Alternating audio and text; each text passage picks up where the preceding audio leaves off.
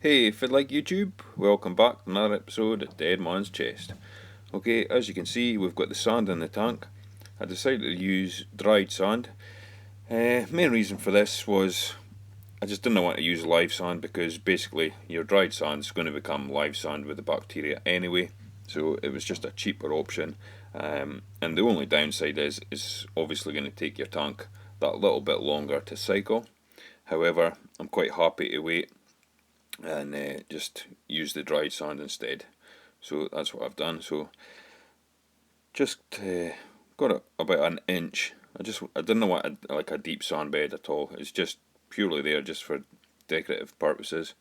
So a couple of bags and it's covered it really nice.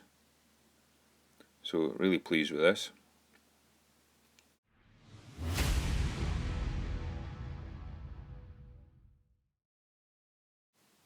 Okay, so next up was the flow in the tank. As you've probably seen in the last clip, I did have my WP40 from the Black Pearl in there, but Jesus, it was just way too powerful. Even on the lowest setting, it was just like a sandstorm. So I've got this Jabo J-Code RX8, and this thing's perfect. I mean, there is a heap of options I could have did. I even thought about a Max Spec Gyron, but I just didn't want any pumps or anything on the sides of my tank. I just wanted stuff on the back, and this little pump just fitted the bill perfectly. And as you can see, plenty of surface agitation for oxygenation of the water, so really happy with that. And it seems to be more than up to the job. This is on its lowest setting, and there's plenty of flow in here. If need be, I might get another small one for the other side, but looking at this, I think this is going to be fine. Obviously I'll have a better of idea once I get corals in and I can actually see how things are moving about, because it's hard to tell just now. You can't really tell anything, so you've just got to go by what you see moving on the sand and up at the surface. But so far so good. It looks as if it's going to just need the one pump. So yeah, yep, really happy with that. A nice little pump there, and it's very quiet, you don't hear it at all, which is the main thing.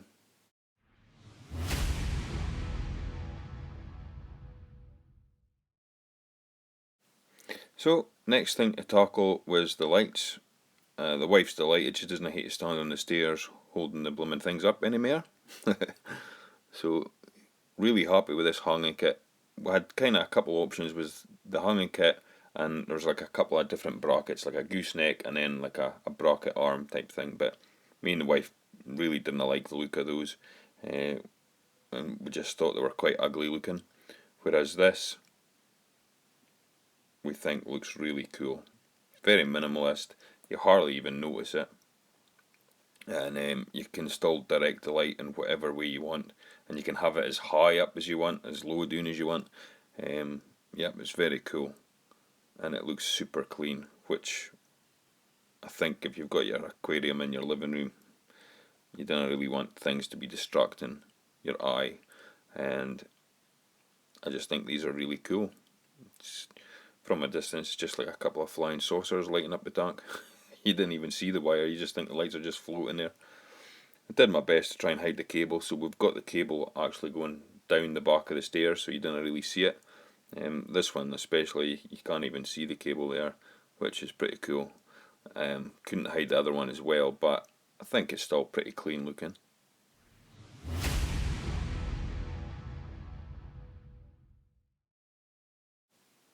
Okay, next up I'm going to cycle the tank, cycle it, cure the rock, call it what you like. It's basically, I'm just cycling the tank because the Marco Rock website states that there's nothing dead on the rock, so there is no need to actually cure it. You can just go ahead and cycle your tank. So that's what I'm going to go ahead and do. Obviously there is a couple bits of shelf rock that did have dead matter on it, but there's not that much in there, so I don't see it going to be causing too much of a problem. So I'll just cycle it all, cure it all in the tank as it is. So to cycle the tank, I'm going to be using colony bacteria, biodegrader, which is various other bacterias, and Dr. Tim's ammonia. Now, here's where I've done things a little bit different to, say, like the norm. With the ATM colony, you're actually meant to buy the colony, stick the bottle into your tank, and then add a couple of fish, monitor it over a week, and pretty much that's your whole tank kind of cycled. But I decided not to do that because I didn't want to have fish yet. I'm not ready for fish yet, and I just didn't want to feel under pressure having to check the tank every flipping day, worrying if there was going to be ammonia, if my fish were going to be okay. So personally, I just prefer to do it the old way, and just use ammonia, bottled ammonia, fish recycle it. You've got nothing in there to worry about, and I can that nothing's going to harm my fish. I'm going to get the tank ready before I put fish in. But that's just me. Colony works a wonder. It is an amazing product, and you can definitely just put the bottle in and get your fish. But personally, I just didn't want to do that, and that's just me. So what I did was I just poured the recommended amount of ammonia into my tank, added the bacterias, and I've just left it to do its thing. I had like 4 parts per million of ammonia in here. I really went to town on it. I just poured probably more than I should have, and I've just left it to do its thing. So it's still currently cycling. It's the ammonia's dropped from 4 parts per million, and I think I'm sitting at round about just under 2 parts. So it's definitely heading in the right direction. But the good thing is, once the tank is cycled, and I add fish, because the amount of ammonia I had in here, there's going to be so much bacteria that it's not even going to notice the fish that's in there. There's going to be so much bacteria in here that it's going to be more than enough to handle anything I put in here, which is what I want, and I've got nothing to worry about when I do add the fish. I'm not going to be scared that I'm going to get an ammonia spike, because I've definitely well and truly got it ready for the fish arriving. Now, having a quick look at the tank here, you'll notice the aquascape has changed somewhat, and this was kind of due to the fact that once I added the water and I was looking at the tank, to me the balance was just off, and the little archway that I did, it was just too small. So talking to my son, the boss, he suggested that we definitely need to have some caves in here, and he likes caves and I like overhangs, so we compromised and we stuck both in. So I extended the overhang here, and we made this nice little cave here for him, and I must admit it looks really cool. And I think there's like 3 ways to get in and out of that cave, so it's pretty smart. I like the overhang. Extended the middle overhang a bit wider than the bottom one, because it's like the same thing again, the balance was kind of off looking, and I think this looks way better now. So here's just another shot just from a different angle, and yeah, really happy with the aquascape. So it's just like a waiting game now. So I'm just waiting for the cycle to complete, basically. And I have been messing about with my camera and the lights, trying to figure out the best combination for filming, because I notice when the blues are on with these LEDs, the picture doesn't really come out very good.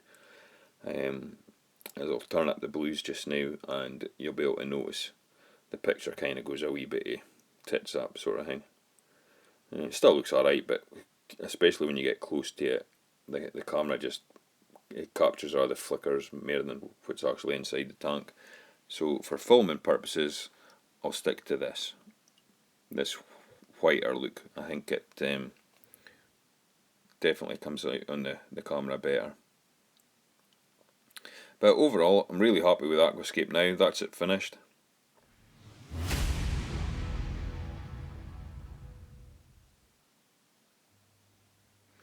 Right, I'll give you a quick look inside the sump. It's nothing too exciting, to be honest, but I'll show you guys anyway. So this is going to be the refugium. I've still got to purchase some Cheeto, unless any of you reefers that are maybe local to me, you've maybe got some Cheeto that you can throw my way, please do. I'll be very grateful. If not, I'll just go and buy some off at eBay or something. So I'll stick this light on. And here, this section, I'm running the bio pellets, and I'm using a eHeim 5000 compact. It's just a pump that I had, so this is kind of temporary plumbing. It's working fine, there's nothing wrong with it. However, I just think maybe down the line I might actually change this and hard plumb the whole thing, just get it to look a wee bit neater. But just now it's working fine, and I just really wanted to get the tank going, get it cycled, and just get things underway. So this is how it is just now. I've got the one heater, I've got another one, and I'll add that later once I actually get livestock in here. And this is the marine pure section. I've not added any polyfilter yet because obviously polyfilter removes ammonia, and I don't want the ammonia removed. I want the bacteria to grow to actually get rid of it and cycle the tank. So that's the reason that the polyfilter holder is still empty. And here's the exit for the bio pellets, and I've got it in position so that the skimmer soaks up behind it's out there, and I just added this little bit of acrylic to hold it in place. So that's working out fine. The skimmer's still breaking in just now, so it's no sucking anything out yet. It's pretty brand new, and when you add colony it does tell you to leave your skimmer, UV etc. switched off for the first week. So that's what I've done. I've just left it off, and I've just actually switched it on now, so it's not actually pulling anything out. But hopefully in the next week or so it should maybe start producing some stuff. And this is the old skimmer that I had on my Dual Vision 450 that I had, and as you can see it's still the same old one with the modification I did on it, with the wee squeegee that I can turn around and it cleans the inside. I've actually got a video on me actually doing that modification. If you want to check it out, it'll be on one of my other videos. I can't remember offhand which episode it was, but it was to do with the black pearl. So if you look at the black pearl, you'll find it there. But yep, that's pretty much it for here. I mean, obviously the skimmer I've got my protein skimmer sitting on polystyrene. I will change that, and I'm going to get some more marine pure and actually sit it on that. I mean, I could have made the first baffle a bit lower and it would have been perfect for my skimmer. However, I didn't want to do that. I wanted to get as much water volume in my sump as possible to cover the marine pure, and plus obviously more water volume, it's better for your parameters and everything, a lot easier. So yeah, that's pretty much it. Nothing else to really talk about down here. Just going to keep it like this, just keep it simple. So yeah, that's it.